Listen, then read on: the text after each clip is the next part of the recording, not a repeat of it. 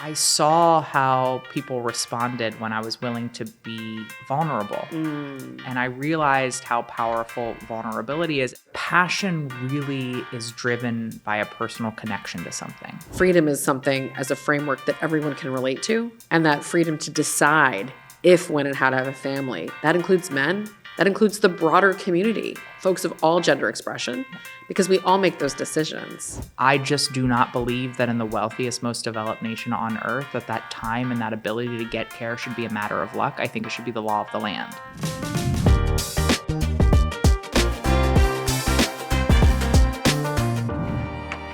Hi, everyone. It's Minnie Tamaraju, President and CEO of Reproductive Freedom for All. Welcome to another episode of My Body, My Pod, a reproductive freedom podcast. Today, we are so excited to welcome our good friend, a champion of reproductive freedom and equality, and the at-large member of Congress for Delaware, representing the entire state, Sarah McBride. Thank you for joining us. Thanks for having me. It's so good to be with you, Minnie. It's great to be with you. And, you know, when we started this podcast and our team started putting together the wish list of guests, your name was right at the top of the list. I know. That's pressure. That's pressure. But it's in part because you've done such an amazing job in a short time of capturing, you know, the public's attention, being able to thread the needle between so many issues that, you know, progressives, Democrats, reproductive freedom champions care about. And you've got this amazing way of connecting in a plain, direct, spoken way with voters, which I think we all know, like, communication is key. And you're an empathetic leader. So I'm just excited to have this conversation with you today. Gosh, thank you.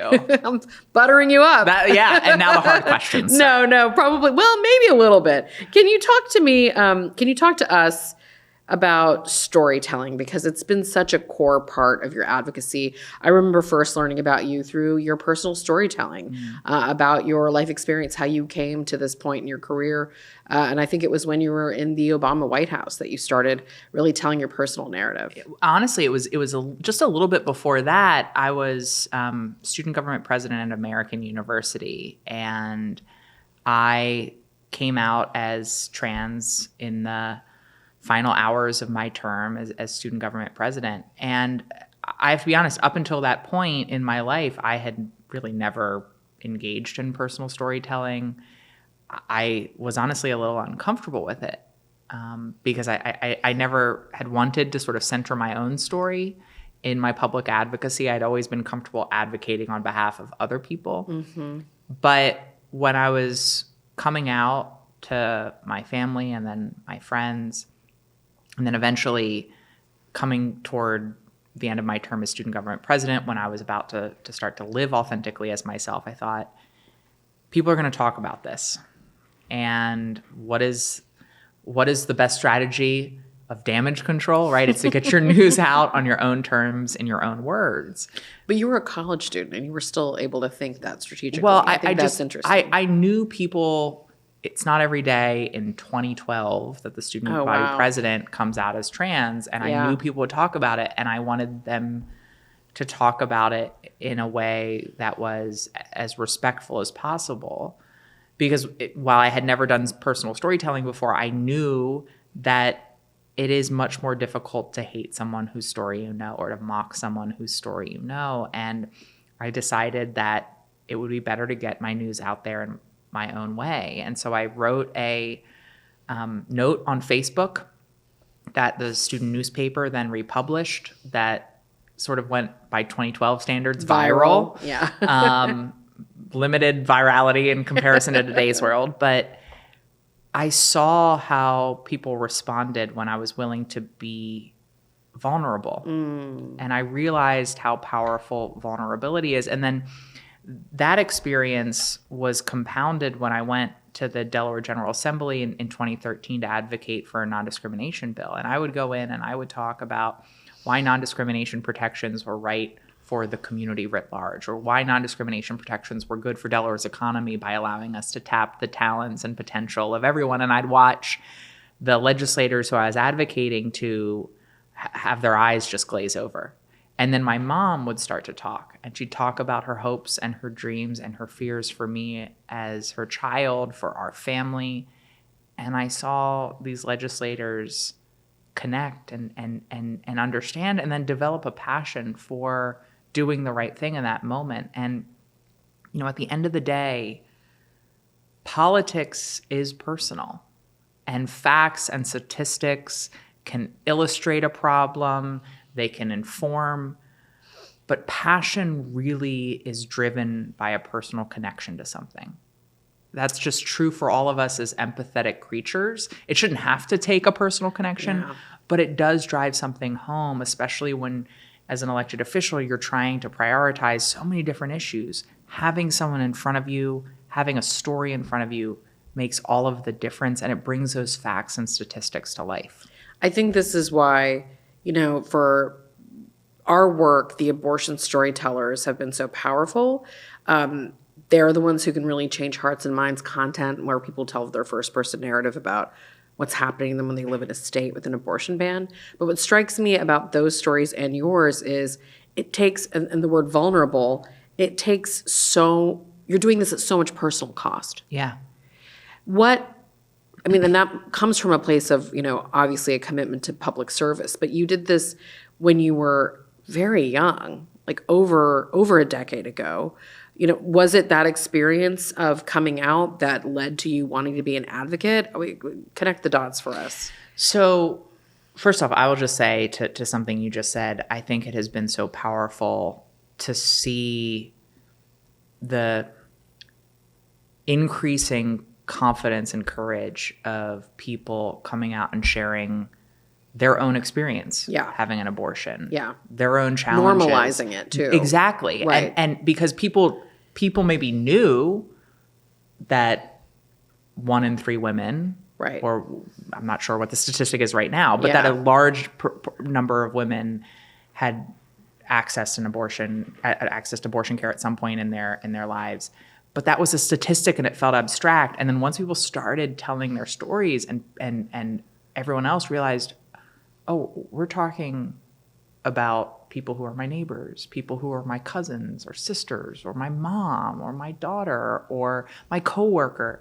And it made it so much more personal, and it reinforced for the public, I think, that this wasn't something over abstract there or worthy of being in the shadows, but that it was care just like all other forms of care. It's health care. Well, yeah, that's such a great point. And I think it's also about normalizing it, but also educating folks about the diversity of experiences that fall under abortion. Yes.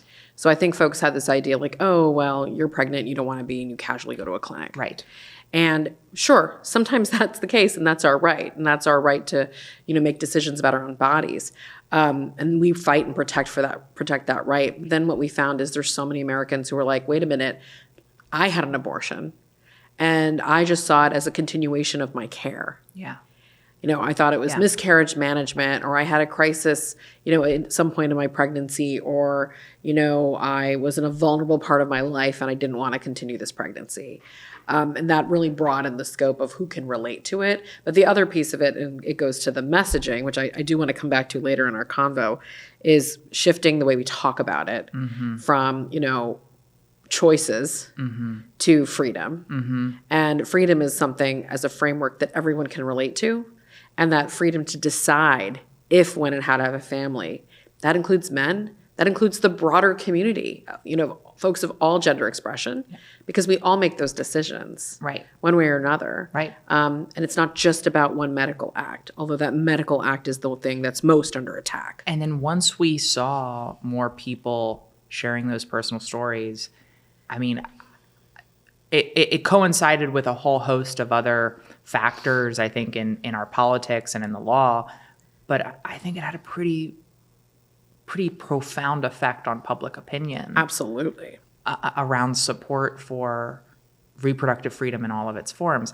You asked how I got into advocacy from that. I always sort of considered myself an accidental advocate. I didn't necessarily anticipate that writing that post would result in 10 years in the movement.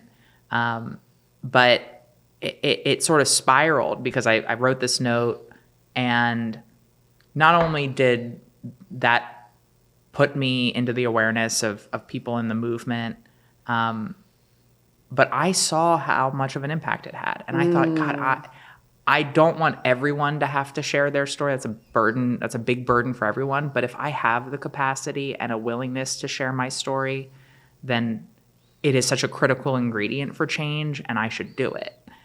And, I have the benefit not just of all of the luck in my life that makes it less of a burden for me to share my story, but it's also been very healing for me. Right. To be able to share my story and to share my vulnerabilities.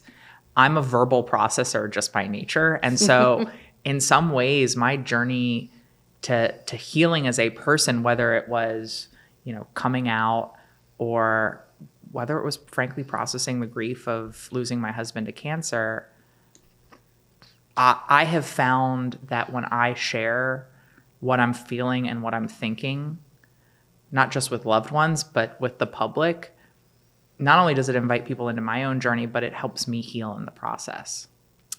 I think we've heard that too from a lot of the abortion storytellers. Like, it's been such a traumatic experience to live in a banned state and have this almost die, bleed out in a parking lot.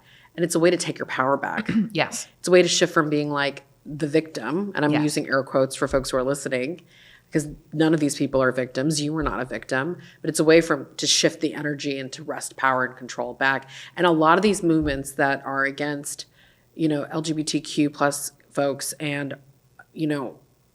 everyone in this country fighting for their bodily autonomy, they're really about power and control, right? They're really about preventing us from having the freedom to make these decisions. So I think there's a through line for how we're experiencing this narrative work and the storytelling, but also the why and how it's so effective in pushing back against efforts to restrict us from having freedom. Yes. I want to ask you, if you don't mind, talking a little bit more about your husband and the lessons you carry from that chapter in your life and how you think that shaped what you're fighting for. We're having these big fights right now around healthcare. Yeah. Knowing and loving Andy was my late husband's name, was the most formative experience of my life. And I had always cared about healthcare. I had always cared about making sure that every single person can get the care that they need to live and to thrive. In fact, I remember when I was 11, 12, 13, 14, and sort of having my own political and ideological awakening, there were sort of two issues that became my moral centers of gravity that made me realize I'm a Democrat. One was marriage equality and the other was healthcare. So I've always been passionate about it. But I would say no experience more than my time as a caregiver to Andy has informed my priorities, first in the Delaware State Senate and now in Congress. Andy was an attorney working to expand access to healthcare. We're actually working to implement the Affordable Care Act when I met him when I was still in college, a senior at American, and he just out of law school. And we fell in love really quickly. He was the kindest, smartest, and this is the most important trait in a partner, goofiest person that I had met. I agree with that. My husband's also very goofy. I love a silly partner. I need a silly partner. And about a year or so into our relationship, Andy was diagnosed with cancer. Ugh.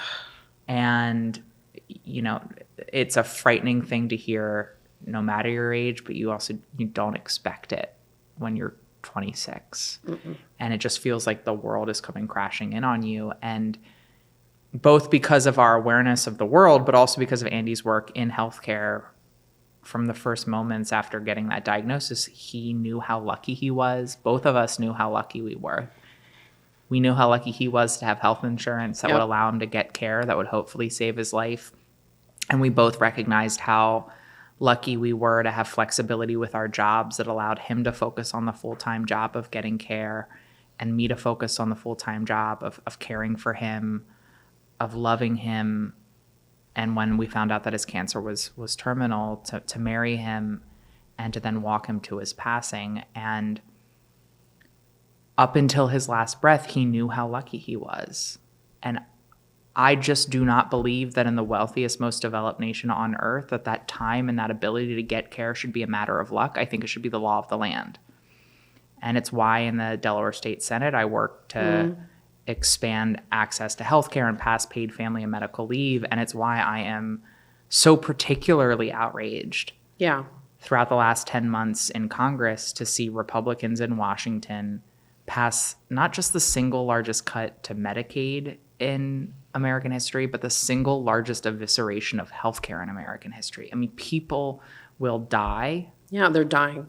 People are dying and will die. An independent study found that 50,000 Americans will die preventable deaths a year because of that big ugly bill that was passed in July. It is a moral failing. It is appalling, and it has dangerous consequences. And while I wish we were moving in a different direction as a Congress, I know I am in the right place because in this moment it is a righteous fight to defend the healthcare of the American people. It's a moral fight. It's like a moral imperative, and I feel like all of us who work in these related spaces, we have an obligation to fix this as fast as possible. And the fastest route is, winning back Congress. And we were just talking before this about the elections and how when this airs, it'll be a little bit farther away. But we're talking about the election this last week in November, where we won Virginia, New Jersey, Pennsylvania Supreme Court race, Prop 50 in California, like utility commission races in Georgia, across the country. Across the board. I think the American people are, and I think President Trump has acknowledged this, the American people are pissed off and fed up. They want Democrats fighting for their health care. They want you fighting for their rights. And I think it's a good sign, but I think our work is just beginning. I think it's just beginning. And I think, we have to, the candidates who won in Virginia, in New Jersey, in New York City. In New York City, of course. I think across all of those candidates, we saw them hone in on three kinds of politics across every campaign. The first was the politics of affordability. A politics that prioritizes the needs of working people across this country. The second was a politics that is curious and not judgmental. I'm a big fan of Ted Lasso, and I have a shirt from Ted Lasso that says, "Be curious, not judgmental." All of these candidates, they went out and they had conversations with voters. They had principled conversations with voters, but they went to places where there are people who supported them and people who didn't support them, and they didn't look down upon anyone. They were curious and brought their values and their perspectives to those conversations in a non-judgmental way. And then the final kind of politics we saw was a politics rooted in place. And whether it was now Mayor-elect Mamdani in New York or Abigail Spanberger in Virginia, no matter who it was, they were running with a deep sense of commitment to their local community, to their district, to their state, to their city, to this country, a politics that transcends partisanship and ideology and really recognizes our mutual responsibilities to one another as neighbors. And I think that if we, as Democrats, can replicate those three kinds of politics, the politics of affordability, the politics of curiosity, and the politics of place, regardless of where you are, in red areas or blue areas, in urban areas or rural areas, you can win with that type of politics. I love that breakdown. And of course, I think one of the, when I had my first, conversation with you, and I think we were in a group, you're so brilliant at distilling a complex environment, because I've been watching 48 hours straight of punditry about the election. My head hurts a little bit, but I was like, I need to understand what folks are saying so that, I can do my part as well. And you've just distilled it so beautifully. I think the affordability connection is important. The only thing I'd add selfishly is values, values-driven campaigns, and freedom is a fundamental value, and I think it's interesting and notable that in many of these races, they try to use the anti-trans attacks again, and they failed.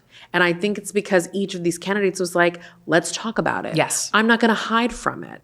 And I think that's really important. Can you talk about that? I'm really glad you not only brought up the attacks, but specifically made that point around candidates leaning in, because I think one of the mistakes that we saw, and I don't say this as a criticism of the people making decisions, because campaigns you're in the fog of war, game and time decisions. It's really challenging, but I do think one of the mistakes of the last election was that there wasn't a real response to the anti-trans attacks that we saw, and I also think that those attacks were. The trans part was part of it. It was sort of a larger conglomeration of like all of the Republican greatest hits all in one. And it fed on this notion that the Democratic Party wasn't concerned with issues of universal need that touched sort of all Americans. Special interests, right. them right. was about others, not you. Yeah. And I think a couple of things in the last election we saw actually transpire. The first is that our candidates leaned in and responded. In some cases, even proactively responded. Correct. They were willing to have a conversation. They stayed true to their values and met voters where they are at the same time. I do not think that those are mutually exclusive concepts. Absolutely. I think you can be curious. You can meet voters where they are. You can have a conversation in a way that stands firm in defense of vulnerable people and stands firm in defense of freedom, that doesn't also repel voters and push them away because you're telling them that they're bigots or you're shaming them. I think we can invite people into a conversation, and I think candidates successfully did that across the country in the last election. I also think that we saw sort of a flipping of the script with these folks, particularly in Virginia. Yeah. Because what we saw after the last election was Republicans, they thought, oh, we won on this they-them ad. Yeah, so right? we're just going to double down on it. We're going to become, I mean, and this was always true. The Republican Party always was the party that was obsessed. Right. With talking about bathrooms. 100%. And trans issues. They were the ones that spent $200 million on ads around trans issues, not the Democrats. But they then took those results and completely misunderstood the lessons, and so focused in, especially in Virginia, on trans issues that they didn't talk about they issues. became the ones that were consumed with issues that didn't have universal impact or wide-scale impact. And the Democrats were able to regain that position as, look, we're going to defend the vulnerable, and we're prioritizing the issues of solving the problems that impact the large swath of the American people or Virginians. And also, these folks are focusing in on something that's not a problem. It's not a problem when trans people are living their lives. It's not a problem when trans people are welcomed and affirmed in their communities. There is not a problem that needs to be solved there.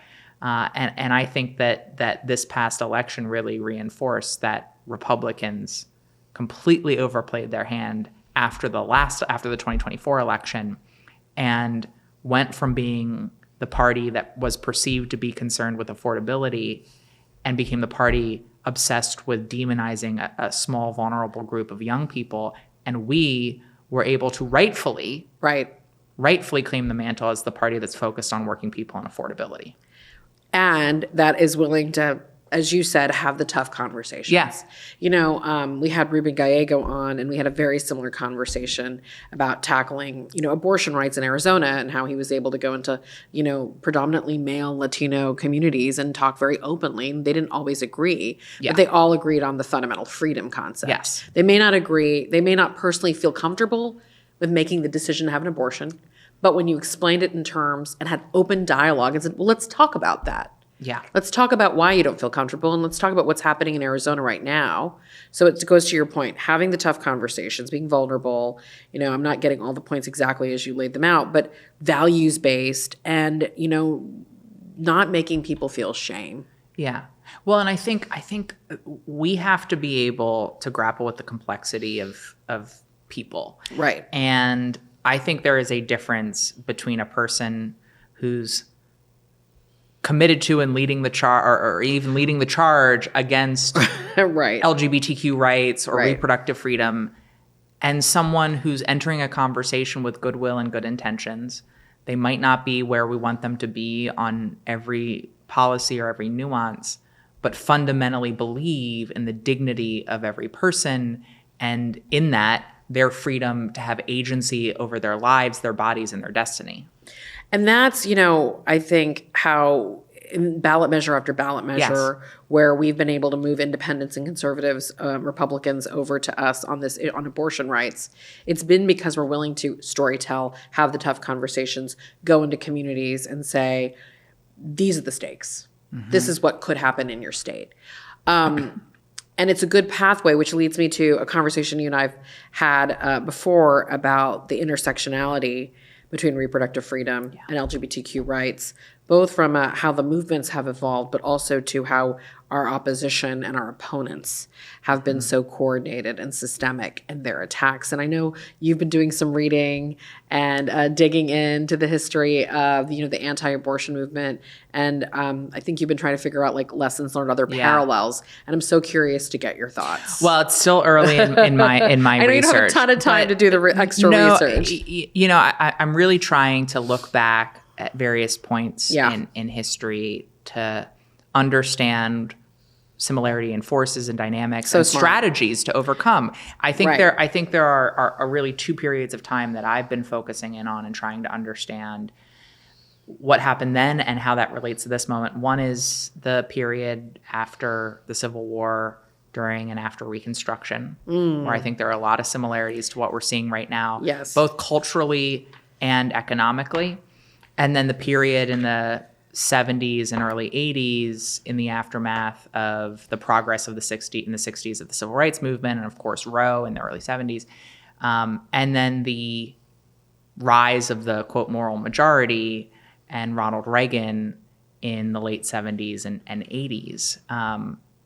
And I think that there's a ton of lessons to learn, but I do think that one thing that we have to be crystal clear about as we are grappling with the onslaught of attacks we're seeing on people's individual dignity and their bodily autonomy, whether that's in the form of reproductive health care, gender affirming care, or quite frankly, all forms of health care that people are losing the capacity to get care for because they're losing their coverage. 100%. Is that one, these issues are inextricably linked. They're inextricably linked in a academic sense, right? Yeah. They're inextricably linked in the sense that these are all attacks on bodily autonomy.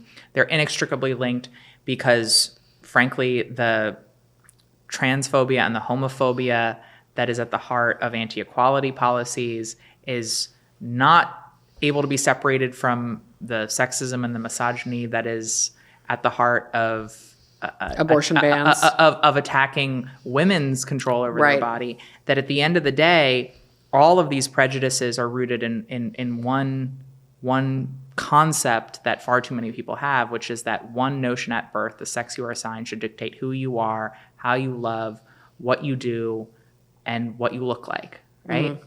And when we recognize what your role is, and what your role exactly what your role is, that's what I mean. What you do, yes. And I think that we have to recognize that they're inextricably linked in that way.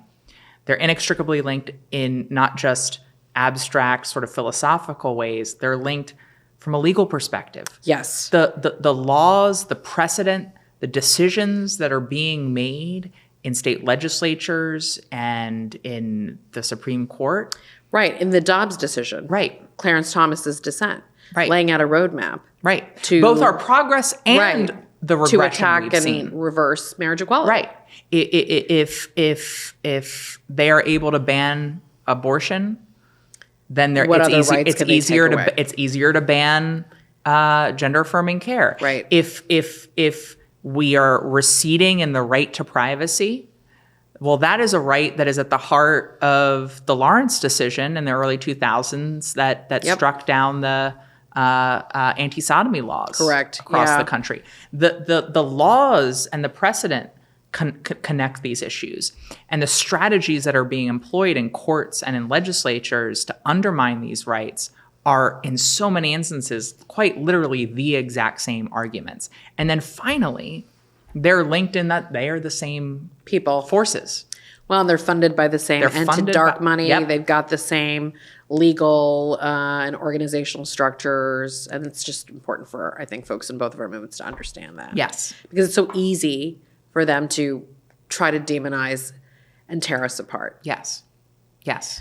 I could go on and on and on this topic. I'm going to unofficially ask you to let's have a round 2 when you've done more of the research, because I think that's we'll come back. Really, really fascinating, and I'll do some of my own research too. But I want to end on some one question about what's going on in Congress, and then one personal question. So right now, what are your hopes? What do you think is going to happen? I know we're going to be releasing this episode a little later, but we are in the government shutdown. Yeah. All kinds of chaos is ensuing. FAA, flight delays, flight cancellations, SNAP benefits expiring, et cetera, et cetera. Where's your focus? Well, I've been coming down to Washington from Delaware. It's not too long of a commute, even looking for your colleagues on the Hill. I've seen videos. Searching for Republicans. I have still not really found any. They might have one or two here on any given day to gavel the House in and ignore our demands that they swear in Representative-elect Adelita Grijalva. But besides that, they're none to be seen. Shameful. But every day I come here, I'm coming here to bring the experiences and the voices of Delawareans to the halls of Congress at this critical moment, because we are experiencing a series of crises in this moment that we have to grapple with. We don't have the luxury of waiting and deprioritizing any one of these crises. One is obviously the government shutdown and the fact that nearly 1 million federal workers are being furloughed or forced to work without pay. People who can't afford to go without a paycheck are being forced to go without paychecks across this country.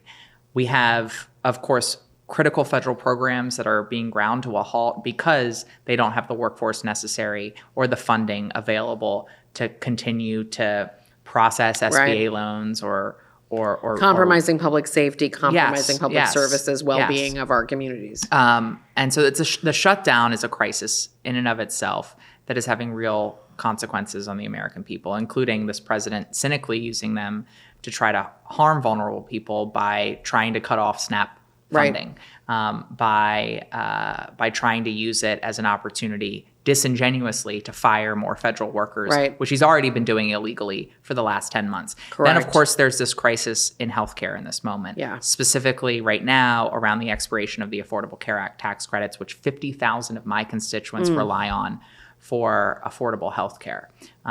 If they continue to expire, which people are experiencing right now, not next year, right now as they try to enroll in ACA plans during open enrollment, my constituents in many cases will see their premiums increase 100, 200, 300%. Wow. A family of 4 in 300%. What does that look like?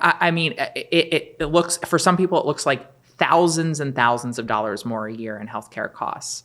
For small businesses, it can mean, I just spoke to a medium-sized nonprofit in Delaware that provides care for medically complex children. Will see their healthcare bills rise by $500,000 for their nonprofit next year because of the expiration of the Affordable Care Act tax credits, because they use ACA plans to provide affordable coverage to their employees because they're so small that they can't get the group insurance at a reasonable rate.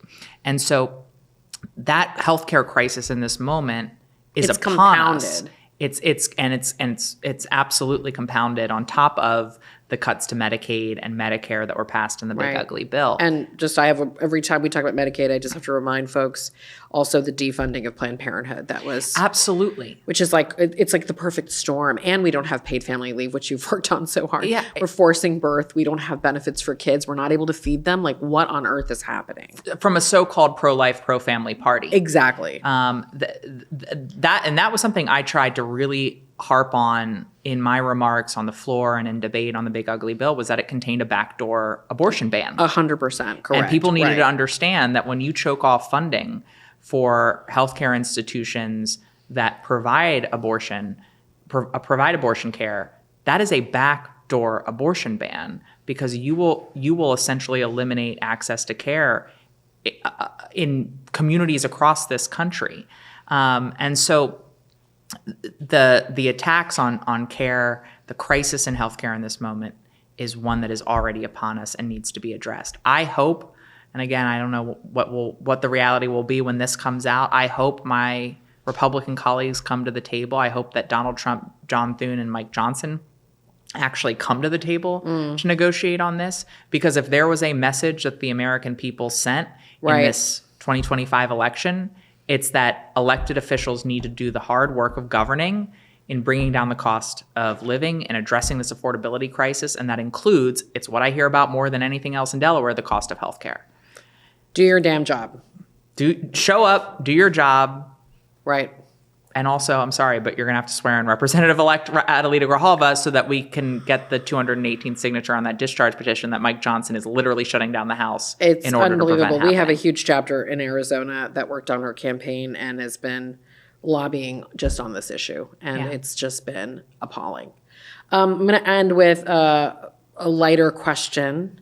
If someone's visiting Delaware for the first time, what's your must-see, must-eat, must-do recommendation? Well, I will always give a plug for my happy place in Delaware, which is Eastern Sussex County, Rehoboth Beach and Lewis, Delaware. Oh, yeah. Gorgeous. I love going to our beaches. They are lovely communities, whether it's the ocean front communities or our bay communities like Lewis, Delaware, which is the first town in the first state and has a absolutely charming Main Street. Oh, I would recommend people visit. Well, I'm going to have to go. Have you not been? I've not been to Rehoboth. I used to live in Philadelphia, and I mean, it's just... You've lived in Philadelphia and Maryland, DC, and Maryland, and I haven't been to Rehoboth. Been to Rehoboth. I know, I feel so much shame right now. I shouldn't have told you All right, that. Minnie, you're going to have to come with me. We're going to go out to dinner there's some great restaurants on Baltimore Ave. I'm in.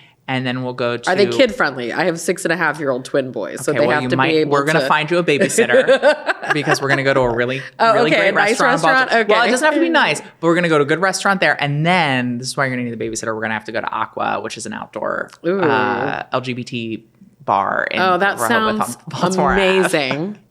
And my kids do really well on a beach, so that sounds great. You can have fun with the kids during the day, and then we can go out and have fun on Baltimore Ave. As long as they have access to sand and water, they are happy little men. Okay, and then what is your self-care ritual? I think I might know what it is, though. It might be going to the beach. I mean, in Rehoboth. I will tell you, you're working your butt off. What do you do to relax and have? So when I'm in Delaware, I'm typically working. I have to tell you, I have spent way too much money on DoorDash. I have the most disgusting order of Taco Bell KFC that I get as my happy place. It's actually 3 meals in one. It sounds delicious. But I love just turning off and watching some crappy reality TV shows. What's your favorite? Traitors. Oh. Have you ever watched Traitors? I've watched a little bit of it. I have to get more into it. Just a little bit? How does one watch just a little bit of Traitors, Minnie? It's so good. The challenge is it's hard for me to binge anything with my kids. I end up watching, whenever I'm home, I end up watching kid stuff. Yeah. Or stuff my husband likes to watch. But I will download some episodes of Traitors. Do you like competition reality shows? Oh, yeah. It's so good. And I got to tell you. I'm not as into the Housewives franchise or The Love is Blind, but I like the more competition. Like Big Brother, Survivor. No? Okay. British Bake Off. Okay, British Bake Off. Top Chef, things like that. Okay, so you like the food? I like the food ones too. Yeah. I love to eat. Traitors is a little bit more Survivor, Big Brother style. But isn't that the one with Alan Cumming? It is. Yeah. No. It's hilarious. It's really good. The U.S. version, they're actually coming out with a U.S. version that's not a celebrity version. I think the non-celebrity versions of Traitors are better because you get better gameplay, because if everyone knows one another when they go to the house to play the game, you can't do the deception. Wait, so should you be on this show? Do we need to petition? Is this a thing? Oh, I see. I think maybe that's what's happening here. Okay, we're going to work on a strategy. I might not be able to say no. It's so good. It's so good. It might be the end of my political career, but actually, no. They did. No, it was after his career, but they had the former Speaker of the British House of Commons on the American version the last season. I mean, the thing is, I think the other thing we could learn from the Mamdani race is the person who captures attention. That's true. Is the person who could catapult to the next level. So it could be part of your long-term political strategy. That's all I'm saying. Listen, if they offer, I'm open to it. But you heard it here first. It's on Peacock? Yeah. Yeah. So it's NBC Universal? Okay, but let me just plug. They also have the seasons from the UK, Australia, and New Zealand. Oh. And I think the international seasons are actually So I should go back and start with the UK. Do the UK. Okay. I think season 1 of Australia is really good.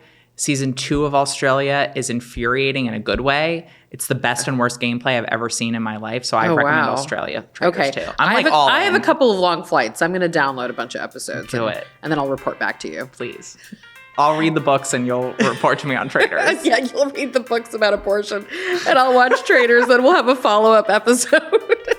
So thanks again, everybody, for joining us. I hope you've enjoyed it and learned as much as I have. Find us wherever you've listened to your podcast. That could be Apple Podcasts, YouTube, Spotify, you name it. Thanks for joining us. And we'll make sure to let you know when we have Sarah McBride back.